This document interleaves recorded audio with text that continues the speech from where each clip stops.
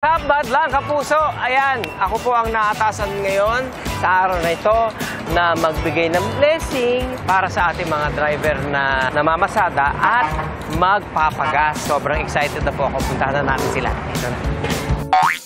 Kuya! Pwede ba kayo makausap? Pwede rin, sir. Magagasolina yata kayo. Ano ba ang gasolina nito? XCS, sir. Kayo po ba may pamilya? Meron po. Ilan po anak nila? 5, sir. Yung ba ang kinikita ninyo sa pagtataksi, sapat na. Sa ngayon, sir, hindi. Bayad lang sa bahay kasi nag-uupa kami ng bahay. Sa isang araw, magkano ang kinikita ninyo? Pwede na, sir. Mga 500, 600. Okay lang po ba sa inyo, Kuya Bobot, kung bibigyan ko po kayo ng konting halaga? 10,000. Malaking tulong, sir, para sa pamilya. Ito po galing sa It's Showtime. Maraming po salamat sa It's Showtime at kay Kuya Ogie. Ayun. Kuya!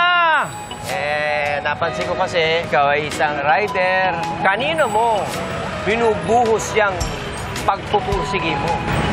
Pamilya kasi. Pamilya. Tinutulungan mo pa nanay at tatay mo? Meron ka bang mensahe sa nanay at tatay mo? Magaling kayo. Bakit may sakit pa sila?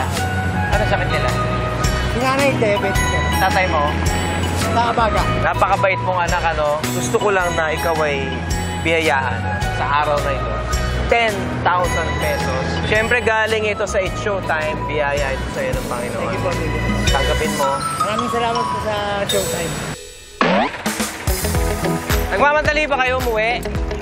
Hindi naman. So sa ngayong araw na to, nakakamagkano ka na? Sir. Sira kasi mo kanina eh. Oh, 600. Pwede ba ako sumakay sa'yo? Pwede, sir. Sakay ka na. Don Antonio. Nabayad po, kuya. Ayan. Itong araw na ito, bibigyan ka namin ng bonus. Tanggapin mo ito. 10,000 mark para sa iyo yan. Sir. Maraming salamat po sa Showtime. Dahil may 10K ka na, saan ka pupunta ngayon? Hindi na ako, sir. Salamat, kuya. Salamat po. Ingat. Okay. Hi, kuya. Kumusta? Ang ganda nitong sasakyan mo, ah. Ano ba tawag sa ganito?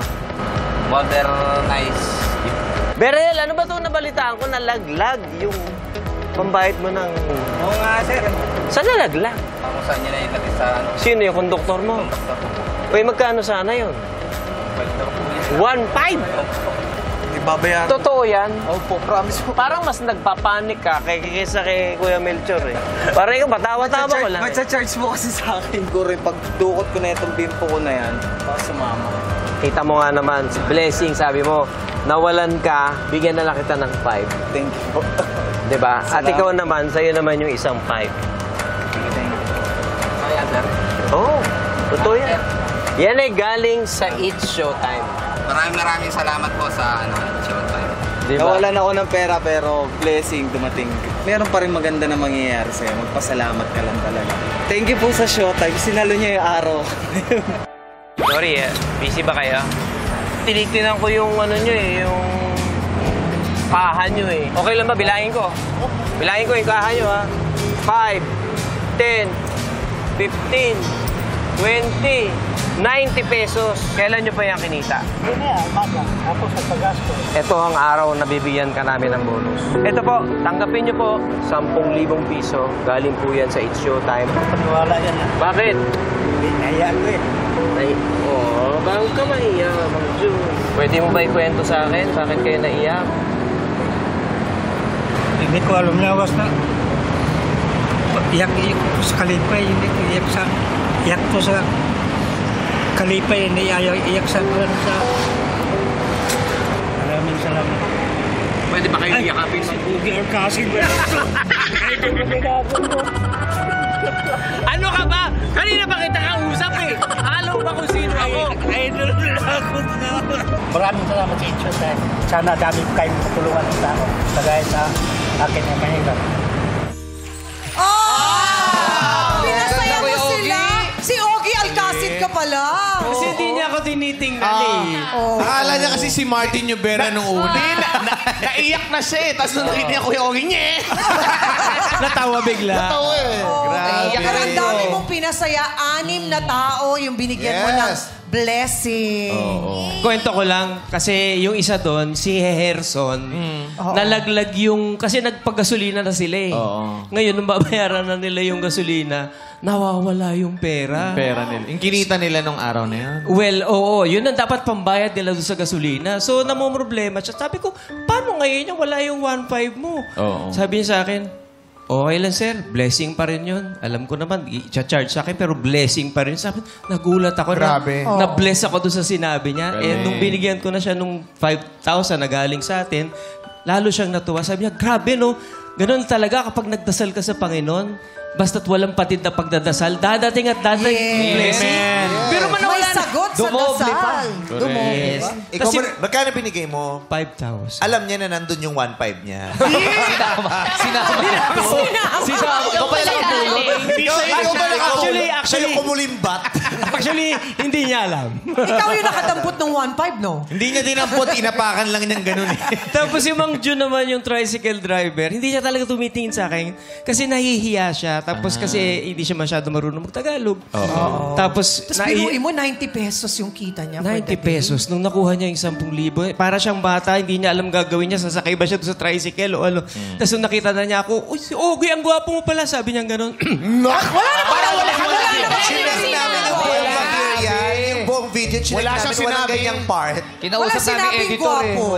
Sana hindi niyo in-edit, sinabi niya yun. Inedit pala.